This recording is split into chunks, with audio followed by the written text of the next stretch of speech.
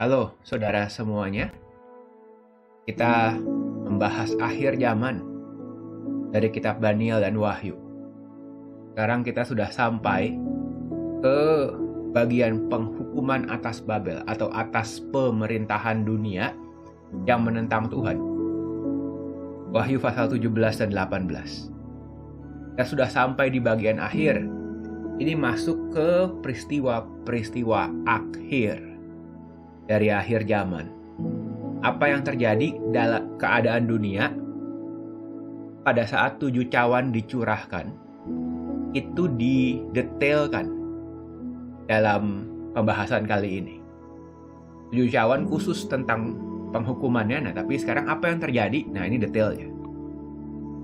Ingat bahwa Tuhan mencurahkan 7 cawan murka sebagai penghukuman bagi dunia dan pemerintahan dunia yang menentang Tuhan, yang tidak mau mengikuti Tuhan. Nah, kita akan lihat bagaimana responnya, bagaimana keadaannya, apa yang dibahas di bagian sebelumnya sebagai penghukuman, tentang penghukumannya, bagaimana keadaan dunianya didetailkan sekarang.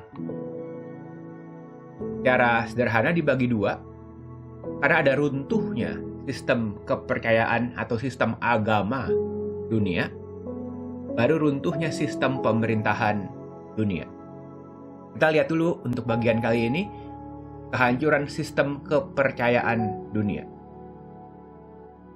Lalu datanglah seorang dari ketujuh malaikat membawa 7 cawan berkata kepadaku, malaikat bawa cawan menandakan ini memang masih dalam konteks peristiwa cawan. Mari ke sini. Aku akan menunjukkan putusan atas pelacur besar. Jadi jelas ya, ini atas sistem agama. Pelacur besar itu lambang pusat kenajisan, itu lambang sistem penyembahan berhala. Yang duduk di tempat yang banyak airnya, air melambangkan bangsa-bangsa yang menguasai banyak bangsa-bangsa. Dalam roh aku dibawa ke padang gurun itu lambang tempat terkutuk. Dan aku melihat seorang perempuan duduk di atas. Perempuan itu melambangkan roh kenajisan di sini, dalam konteks ini.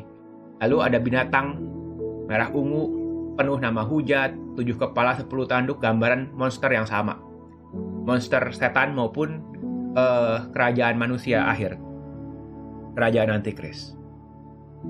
Perempuan itu memakai kain ungu, kermisi itu kain-kain mahal, dengan emas, permata, mutiara. Itu bicara kemegahan, kemewahan dunia. Dan di tangannya ada cawan emas, penuh kekejian dan kenajisan percabulannya. Oke. Pada dahinya tertulis nama.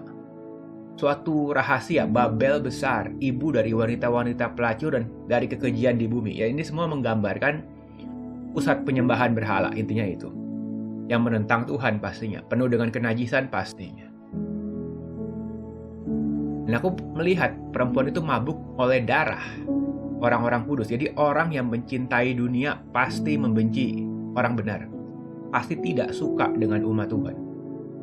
Mabuk oleh darah orang kudus, darah saksi-saksi Yesus. Ketika aku melihatnya, aku sangat heran. Nah, Yohanes diberitahu rahasia.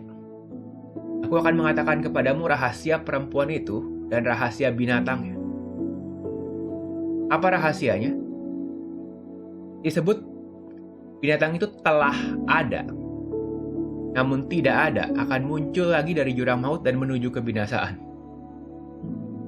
Kalau nama Tuhan, kita ngomong dulu, nama Tuhan yang ada, yang telah ada, yang akan datang, melambangkan Tuhan yang kekal.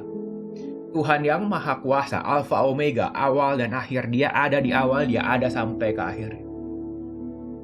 Sedangkan semua kesenangan dunia, semua penyembahan dunia, karakteristiknya sebenarnya mereka telah ada.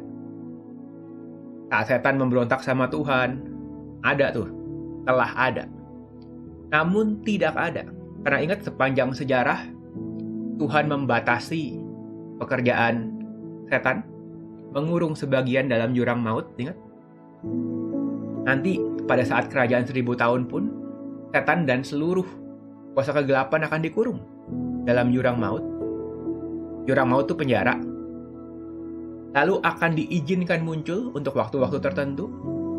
Tapi kalau setan diizinkan muncul untuk bekerja hanya dalam waktu tertentu, setelah itu menuju kebinasaan, nanti akhirnya, ujungnya nanti kita akan lihat, setan setelah diizinkan beraktivitas setelah waktunya Tuhan tiba, ia akan menuju kebinasaan. Jadi masa depan setan suram. Masa depan orang-orang yang mau mengikuti setan ya suram. Menujunya kepada kebinasaan. Ini ada istilah terkenal makanya. Kalau setan mengingatkan kita akan masa lalu kita, ingatkan dia akan masa depannya. Kalau masa lalu kita bisa ditebus Tuhan, kita bisa bertobat dan Tuhan bisa pulihkan. Kalau masa depan setan tidak ada jalan keluar. Ia hanya menuju kebinasaan. Seluruh sistem dunia akan habis. Seluruh penyembahan berhala, bentuk apapun juga akan habis. Ujungnya pada kebinasaan. Dan mereka yang diam di bumi, yang tidak tertulis namanya dalam kitab kehidupan sejak dunia dijadikan, akan heran. Kalau lihat binatang itu ada, nggak ada, nanti muncul lagi. Karena semua pekerjaan setan hanya sebatas yang diizinkan Tuhan. Jadi waktu orang menyembah setan, mereka akan bingung, mereka akan kecewa. Karena yang mereka andalkan tuh nggak stabil. Hanya dalam izin Tuhan. Nah, 7 kepala adalah 7 gunung, melambangkan 7 raja tuh. 5 ada, sudah jatuh. Yang 1 lagi ada, yang lain belum datang, dan kalau datang hanya tinggal seketika saja. Dan binatang yang pernah ada itu, dia adalah raja ke-8, tapi dia satu dari yang ke-7. Dan sekali lagi diulang, dia menuju kebinasaan. Ini apa maksudnya? Kalau lihat begini mungkin agak membingungkan. Mari kita jelaskan.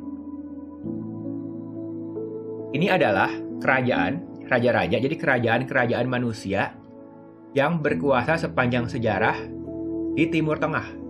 Dalam pengertian di sekitaran orang Israel. Ingat pertama orang Israel keluar dari Mesir, jadi kita mulai dari Mesir. Mesir dan Asyur, itu 2 kerajaan besar dulu. Setelah itu muncul dari penglihatan Daniel tuh, yang dari Daniel sudah disebutkan. Babel, Persia, Yunani, Romawi. Nah, tolak ukurnya dari nomor 6, Romawi. Kenapa? Karena Yohanes hidup di zaman Romawi. Kan Yohanes menerima pewahyuan ini pada zaman Romawi. Jadi dibilang begini, inilah 7 raja. Oke. 5 sudah jatuh. Siapa 5 yang sudah jatuh? Itu Mesir, Asyur, Babel, Persia, Yunani. 5 kerajaan besar yang ada di Timur Tengah sebelum zaman Yohanes yang sudah jatuh. Yang satu ada yang pas zaman Yohanes hidup. Itulah kerajaan Romawi. Yang lain belum datang, ya semua yang lainnya belum datang. Yaitu pemerintahan modern, dan nanti pemerintahan akhir belum datang. Yang lain belum datang, tapi pemerintahan akhir katanya kalau ia datang, ia hanya seketika saja. Ya iya, pemerintahan akhir nanti hanya sebentar saja diizinkan Tuhan berkuasa. Dan dia adalah satu dari yang ke-7. Maksudnya, pemerintahan akhir ingat digambarkan sebagai seperti pemerintahan Yunani. Karena penganiayaan yang orang Israel terima pada zaman Yunani menggambarkan penganiayaan pada akhir zaman. Jadi yang terakhir, yang ke-8, itu salah satu dari yang sudah ada. Melambangkan dulu seperti penganiayaan zaman Yunani. Itu maksudnya. Cukup jelas ya? Nah, 10 tanduk yang kau lihat itu 10 raja. Jadi tanduk itu memang ngomong pengaruh, pemerintahan atas bangsa-bangsa. Tapi 1 jam saja lamanya mereka menerima kuasa sebagai raja. Coba stop di sini dulu. Kita akan belajar, ingat ini mendetailkan apa yang terjadi pada saat cawan. Ingat, cawan ke-6 ada roh penghasut keluar untuk mengumpulkan bangsa-bangsa. Dan mereka mau berkumpul untuk menentang Tuhan. Ingat ya. Lalu, cawan ke-7, bencana besar. Jadi kata lainnya pemerintahan antikris sangat rapuh, penuh keretakan. Mereka nggak bisa benar-benar mengumpulkan orang. Hanya pada saat cawan saja bangsa-bangsa kumpul. Itu pun karena kepepet, karena kejepit dengan keadaan yang ada. Tapi mereka kumpul, Alkitab bilang 1 jam saja. 1 jam itu melambangkan waktu yang singkat. Bukan waktu literal 60 menit, ya orang mau terjemahkan literal terserah. Tapi intinya waktu yang sangat singkat.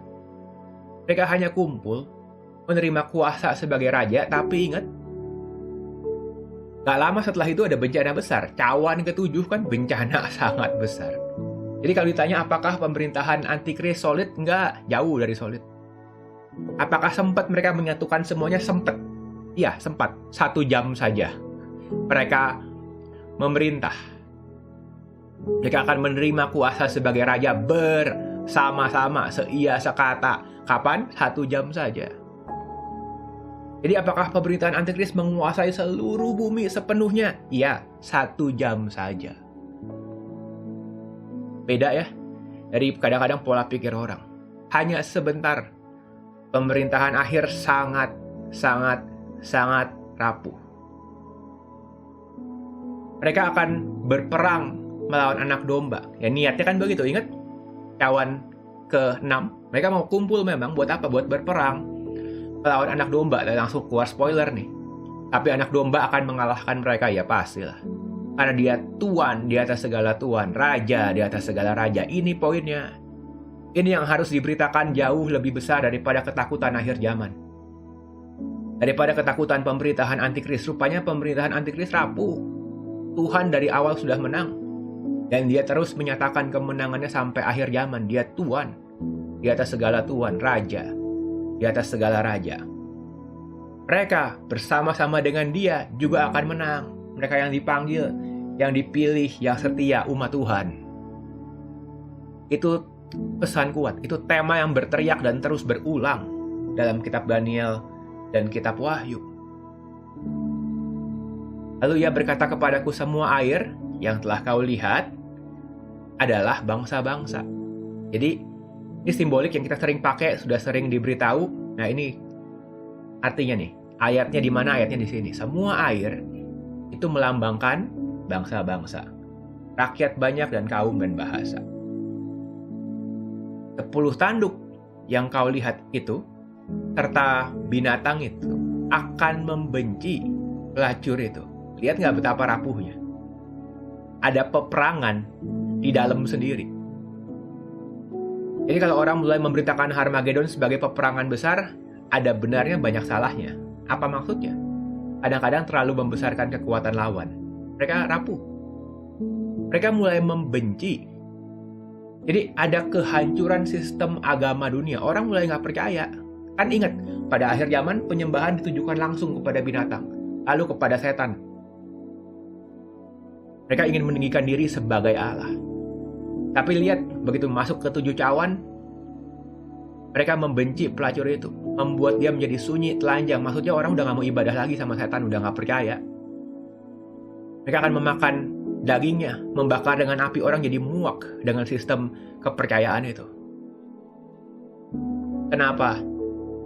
Karena Allah telah menerangi hati mereka untuk melakukan kehendaknya dengan seia sekata, untuk memberikan pemerintahan mereka kepada binatang itu sampai segala firman Allah telah digenapi.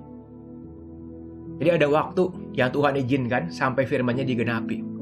Tapi setelah waktu itu nyata kebenarannya dan orang lihat dan orang mulai muak. Tahu mereka dibohongin. Tahu ini setan. Ini bukan sistem kepercayaan yang benar. Dan perempuan yang kau lihat itu adalah kota besar. Itu melambangkan pusat pemerintahan, pusat penyembahan. Yang memerintah atas raja-raja di bumi. Kita akan lanjutkan lagi nanti. Tapi kita melihat bagaimana sistem agama dunia, sistem kepercayaan kepada setan, berhala akan habis. Dari awal dan terkonfirmasi sampai akhir. Tuhan itu Tuhan yang benar, yang layak disembah satu-satunya. Dia Tuhan di atas segala Tuhan. Raja di atas segala raja. Tuhan tahta. Kita akan lanjutkan melihat kehancuran sistem pemerintahan dunia selanjutnya.